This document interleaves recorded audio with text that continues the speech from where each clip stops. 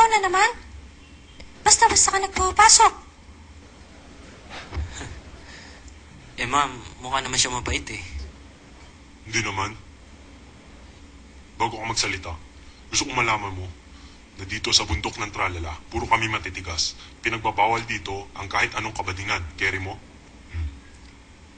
Anong chuchubels mo sa akin? Kangkong at majolat na jitlo. Ano? Anong majolat na jitlo? Hindi kita maintindihan. Huwag kang magsasalita ng bakla. Hindi nakakaintindihan, mister ko. Anech, wish mo ko magets? Natural, tigasin yan. Kita naman sa apps, di ba? Okay lang, okay lang. Kaibigan, usap tayo. Alam mo, kung ako sa'yo, iwan ko na yung jowa mo. Over eh. Majoray na, Hitler to death pa. Bitach ka lang sa buyoking amo. Bitach nga, givenchy ka niya agad ng gift. This time, kangkong at majolat na chitlog. Ang dami na nga niya na ipadala sa'yo. Ang hinihingi lang naman niya ay mag-eyeball kayong duwa. Doon sa dalampasigan, para daw sweet.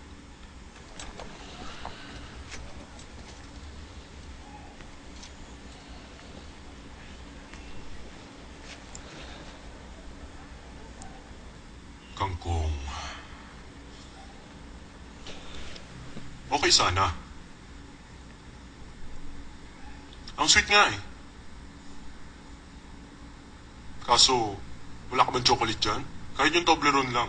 Paborito ko yun eh. Master, kung ayaw mo, sa akin na lang. Huwag kang epal. Ano, meron ba? Chocolate coins lang eh. Pero kung ayaw mo, baka ibigay ko lang sa kanya.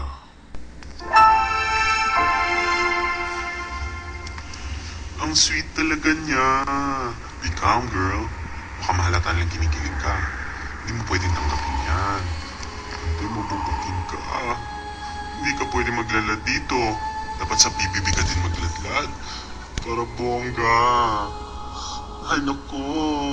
Huwag niyo akong titingnan ng ganyan. Nape-pressure ang lola niyo. Ay! Lalong-lalo na kayo mga cute little boys. At ang bruha. Miss niya knows na si Samson. Delilah pala. Ay!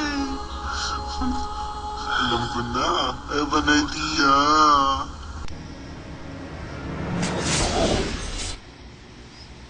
Teka lang. Teka lang. Niinsulto mo ba ang pagkalalaki ko? Gusto mo bang hubarang kita? Umamin ka na kasi. Wala naman sama sa pagiging bading. Hindi mo ba alam na halos maiyak na ako sa kaka-sit-ups? Lagi pa ako sa gym. Halos gawin ko na ngang mani yung alaksan. Tapos alukin mo lang ako ng chocolate coins. Anong tingin mo sa akin? Bakla? Hindi pa ako nanangalian. Ayoko mamatay ng gutom.